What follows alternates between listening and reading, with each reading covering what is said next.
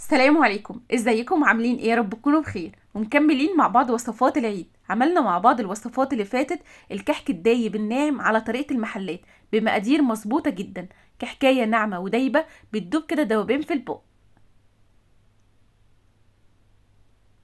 وعملنا مع بعض برضو بسكوت الزبدة بطريقة سهلة جدا وبمقادير مظبوطة، بسكوتة هشة ومقرمشة وريحتها وطعمها تجيب معاكي لآخر الشارع. قلنا في الفيديو على على أسرار نجاح البسكوت وأسرار التسوية. هنعمل مع بعض ان شاء الله النهارده البيتي فور بمقادير مظبوطه جدا وبطريقه سهله جدا.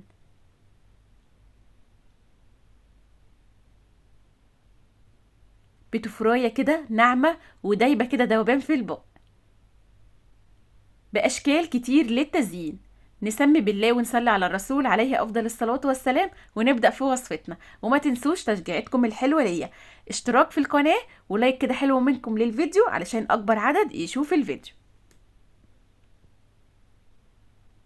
في البداية كده معايا كوبايتين زبدة بدرجة حرارة المطبخ، معايا كوباية سكر بودرة، ومعايا 3 صفار بيض وبيضة كاملة، البيض برضو بدرجة حرارة المطبخ، ومعايا كيس فانيليا ونقطتين من ريحة الموز.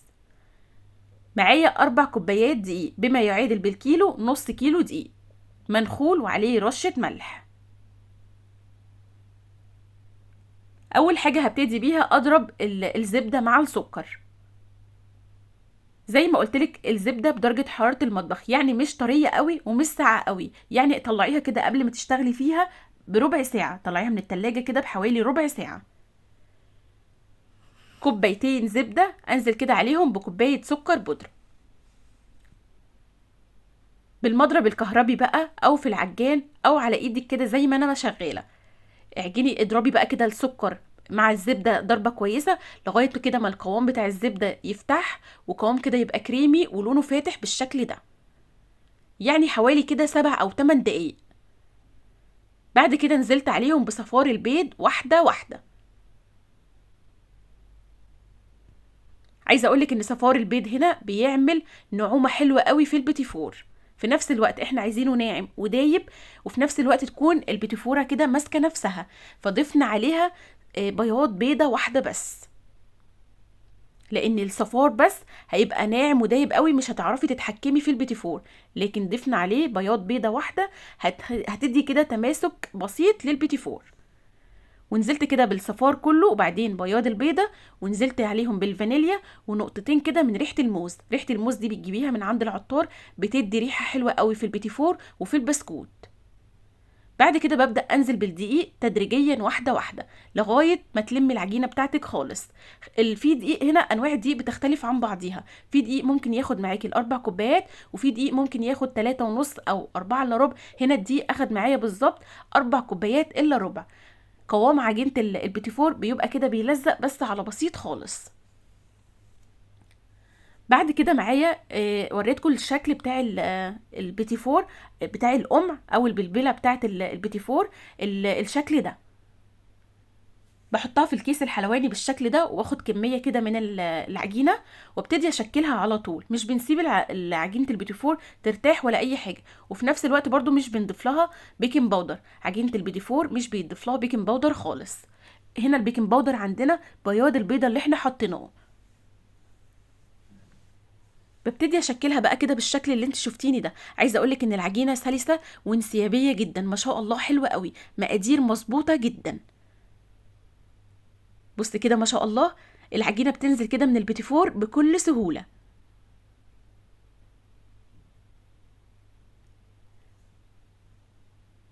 طبعا بتسيبي كده مسافه بين كل واحده وواحده. هنا الصينيه عندنا او الصاج مش مدهون اي ماده دهنيه خالص. بتشكلي بقى كده الكميه بتاعتك كلها بنفس الطريقه. طبعا حابه تعملي كميه زياده عن كده بتضاعفي المقادير اللي انا اديتها لك دي.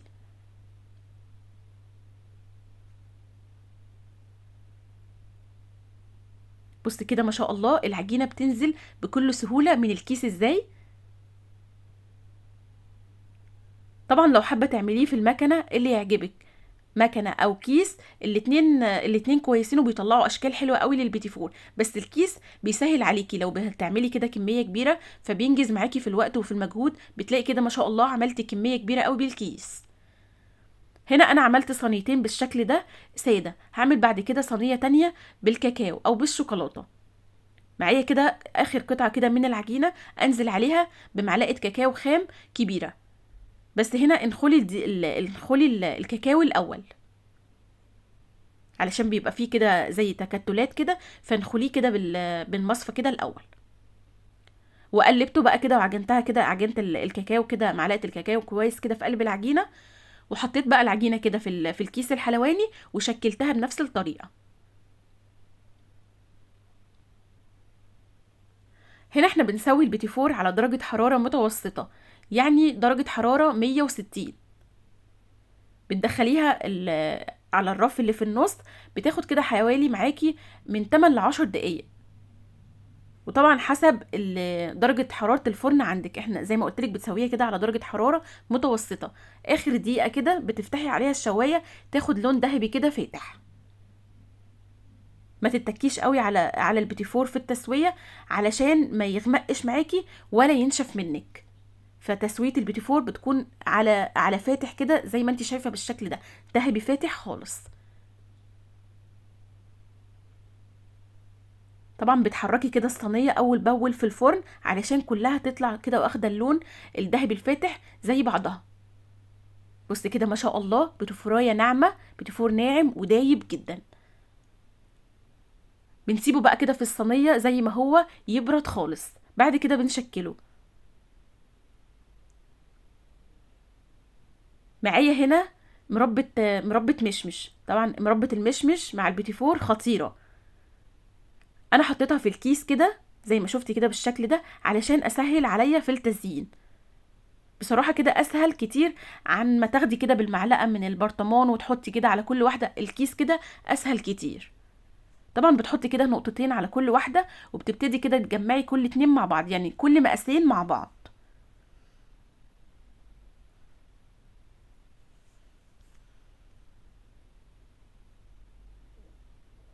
بتلزقي بقى الكمية كلها زي ما شفتي بالشكل ده.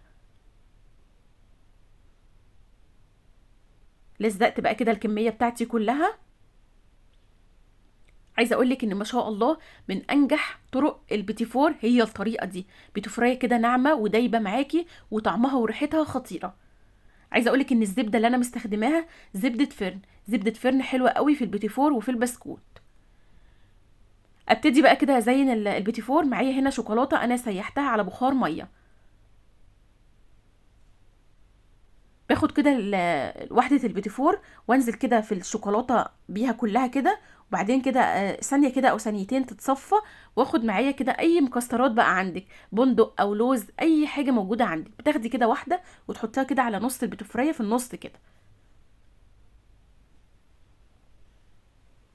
بالشكل ده كده.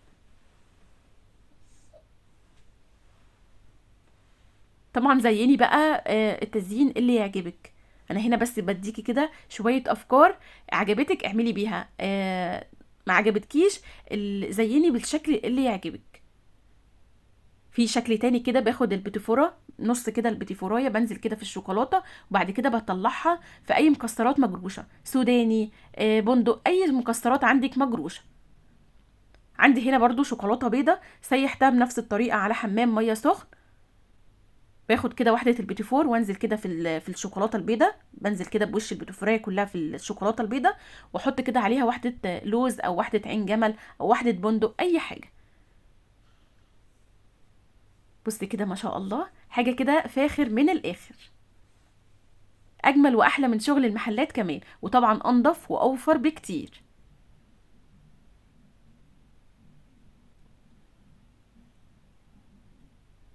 جربي طريقتي في البيتيفور وهتعجبك قوي.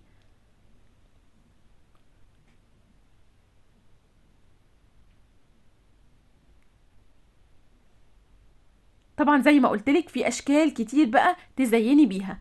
ممكن كده تحطيها كده في المربى، دايرين داير كده، وتحطيها بعد كده في جوز الهند، او في المكسرات. في اشكال كتير. انا اديتك كده كذا شكل للتزيين.